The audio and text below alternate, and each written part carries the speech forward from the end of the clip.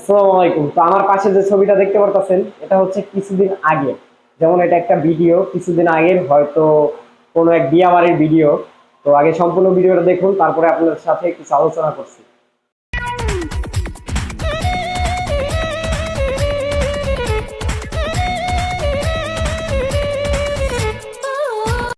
তো এখানে দেখতে পাবেন যে অনেকগুলো মেয়ে আছে, অভদ্রের মতো কাজকর্ম করতেছে।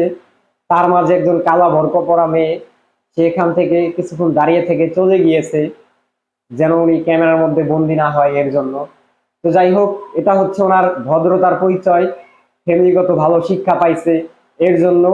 ওই সব অভদ্র মেয়েদের মতো এইসব কাজকর্ম করে নাই, সুন্দর মতো এখান থেকে চলে গিয়েছে। কিন্তু এই যে অভদ্র মেয়েগুলো, এদেরকে নিয়ে আমরা যেটা বলবো, আমরা যতটুকু কোরআন হাদিসে জানি যে কোরআনে এসেছে বেশিরভাগ, মানে আমরা মানুষের মধ্যে বেশিরভাগ মানুষ, 1999 জন মানুষই আমরা জাহান্নামী। তার মধ্যে আমাদের বিশ্বনবী হযরত মুহাম্মদ সাল্লাল্লাহু আলাইহি ওয়াসাল্লাম, সে বলেছেন উনি জাহান্নামে দেখেছেন, বেশিরভাগ মহিলারাই হবে জাহান্নামী। এটা কেন? এটার মধ্যে এই যে মেয়েগুলো দেখতে পারতেছেন যে এখানে একটা বিয়া হয়েছে, তার মধ্যে জামাই ফাইজলামি করতেছে, মস্কারি করতেছে, যাই করতেছে, ওদের এই সব ধরনের কাজকর্ম, এটা কিন্তু একটা এরকমের জাহান্নামের ইঙ্গিত।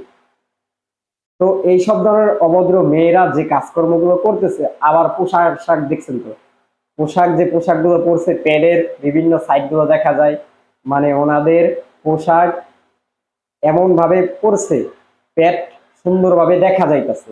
তাহলে এই যে এই সবগুলো দেখানোর মাধ্যমে ওদের পাশাপাশি আলো ছেলেদের চোখে জিনা হইতেছে, বিভিন্ন মানুষেরকে বিভিন্ন সমস্যা হইতেছে।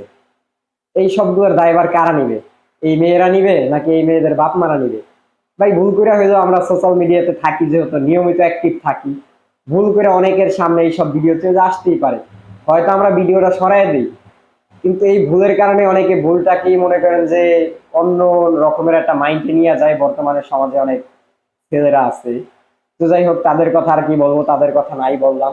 তো সমাজের মধ্যে এই সব ধরনের মেয়েরা হচ্ছে এক ধরনের ফিতনা। এদেরকে দেখে মনে হচ্ছে যে শিক্ষার অভাব, বিশেষ করে ইসলামিক শিক্ষার অভাব, দিনী শিক্ষার অভাব। ইসলামের দিনের শিক্ষা নাই দেখে এদের আজকে এই অবস্থা। তো ভালো শিক্ষা আর ভালো মেধা, এই দুইটা জিনিস নিজের এবং কি ফ্যামিলি ভালো শিক্ষা দিতে হয় ছেলে মেয়েদেরকে, আর নিজের থেকেও কিছু নিতে হয়। কারণ নিজে নিজে যদি কিছু না বুঝি, নিজের কিছু যদি না বুঝা চলি, তাহলে তো হবে না। ফ্যামিলি তো সবসময় সবকিছু বুঝাই দিতে পারবে না।